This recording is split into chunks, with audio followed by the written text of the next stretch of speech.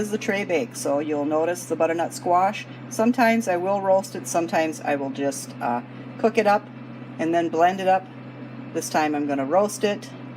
I'll go over that in the video a little bit later on. I'm just going to do one sweet potato and the carrots.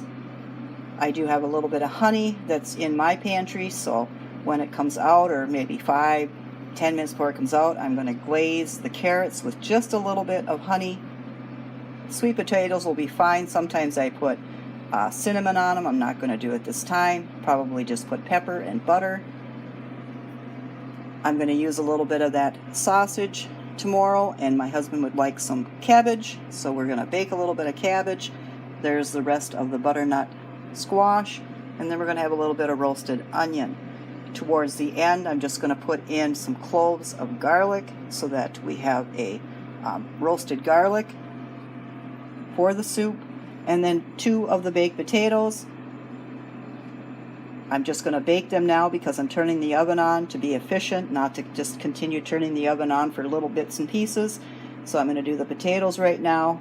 One of them I will just do like a twice bake. I will reheat it in the microwave, and the other one I will do fried potatoes for my husband with it. And the third one, well, depending on what's left of my baked potato, I'll probably just half my baked potato, eat half, use that half and the little potato and make up some potato salad. That doesn't take much time. And my husband will use this other potato as fried potatoes with his red cabbage and just a little bit of the sausage. So these are going to the oven at 400 degrees. Do not salt anything when you put your tray bakes in the oven. I always put tin foil on my trays so I don't get any stuck on or dried on or stuff on my trays. So I put tin foil, I spray that a little bit with some olive oil spray, and I drizzle olive oil over the top of everything, and I bake at 400 degrees, usually for an hour, but sometimes a little less. Fork tender, and it's done.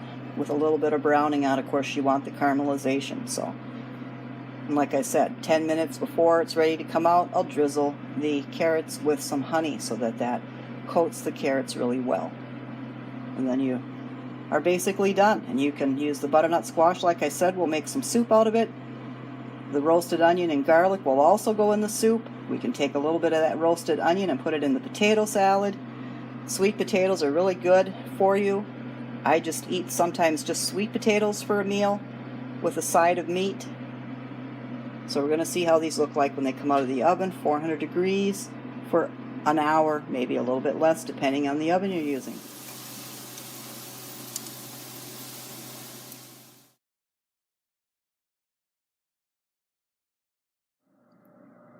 Okay, here is the roasted butternut squash, and it is in my blender. And now I'm going to blend it up with the vegetable stock, and then I'll show you what it looks like. And there is my butternut squash soup. I added a little bit of the onion since it was roasted. I added a little bit of the garlic. I added a little bit of carrot. And of course the butternut squash that was roasted. And so it was blended up or pulsed into a puree. And my husband and I both like it warmed up. Sometimes people will have it cold. We like to actually have it warmed through. And we put a little dollop of creme fraiche or just a little bit of cream, a couple of pumpkin seeds, pepitos, and bon appetit. It's all ready. So this was fun to make today, and I will have all the recipes again in the show notes. If you enjoy this type of video, please hit the subscribe button. If you like this video, hit the like button, and I'll be making more of these as Thanksgiving and Christmas approach. There'll be different types of recipes, that kind of economize, still being able to have really nice meals or really nutrition-packed meals or holiday-type meals and stuff like that, but on a shoestring budget.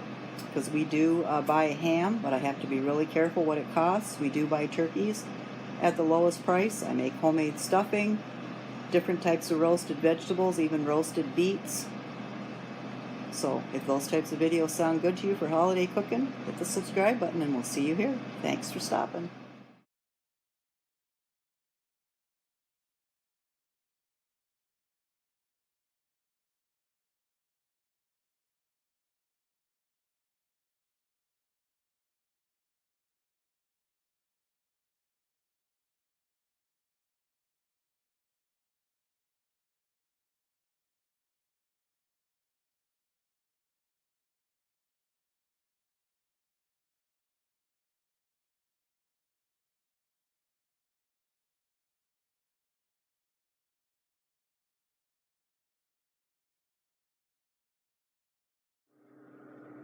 Okay, so I've taken 3 medium-sized apples and I've peeled them and I've cut them up.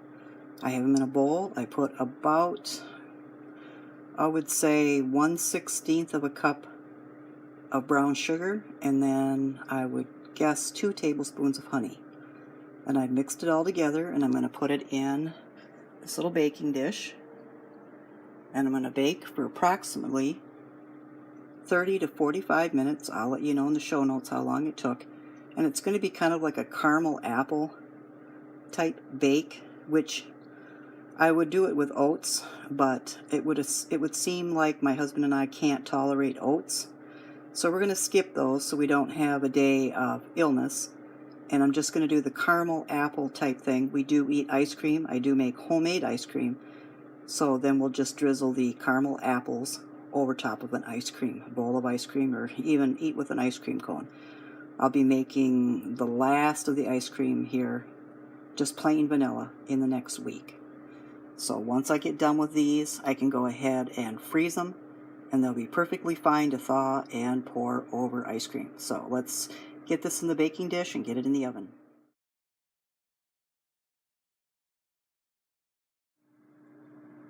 Okay, and this is the rest of the apples. I think this was 8, possibly 9 more apples.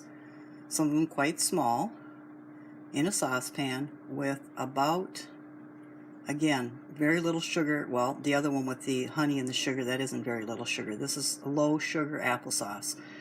So I'm going to say 1/8 of a cup of sugar. And I do that even when I have like 12 or 14 apples. And then we're going to cook that down. We add just a little bit of water, I would say, just so the bottom of the pan is coated with water. So a tablespoon to 2 tablespoons. These are John and Mac. That's what you're supposed to use John and Mac's for. Apple pies, apple crisp, applesauce. So they're going to cook down really nice.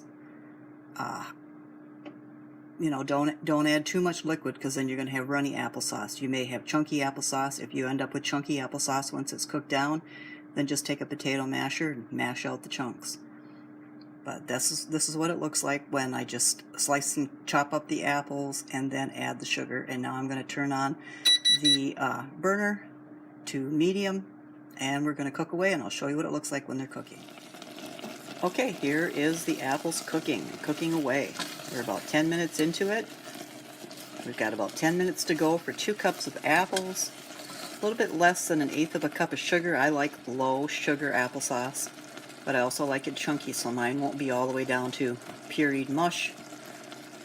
But you can have yours however you like it. Take a potato masher and mash the last few chunks. You don't want to overcook anything. You don't want anything to have a bitter or a scorched taste. So once the apples are cooked down and they are quite soft and you're able to mash them, then just go ahead and do that. All total for 2 cups of apples, we're probably looking at 15 or 20 minutes of time on a medium temperature. If you put in 4 cups, you're probably looking at 25 or 30 minutes on medium. I'm going to be putting these in a freezer container, or putting this in a freezer container, and eating this homemade applesauce when I make ham and lentils here in another week or so. I love having homemade applesauce with that kind of a meal. So that meal will be featured in a video, so I'll show you then how it's served. But this is what it looks like. And I have about, I'll say, 3 more minutes left for mine. And then it's going to be all done. And I'll give you a quick picture of when the caramel apples come out of the oven. That's going to be it. That was a 3-pound bag of apples. 1 dish that's kind of caramel apple-ish, and 1 dish that's a low sugar applesauce. So thanks for joining me here, and stop back again.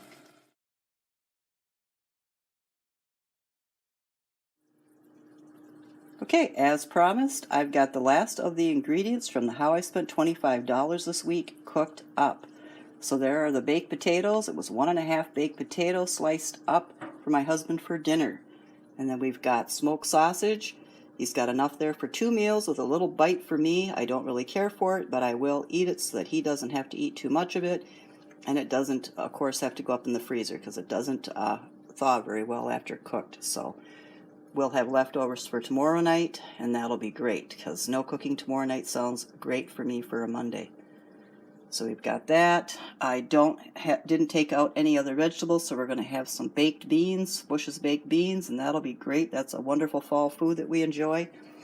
And then, as you saw in that how I spent $25 this week, I had an acorn squash.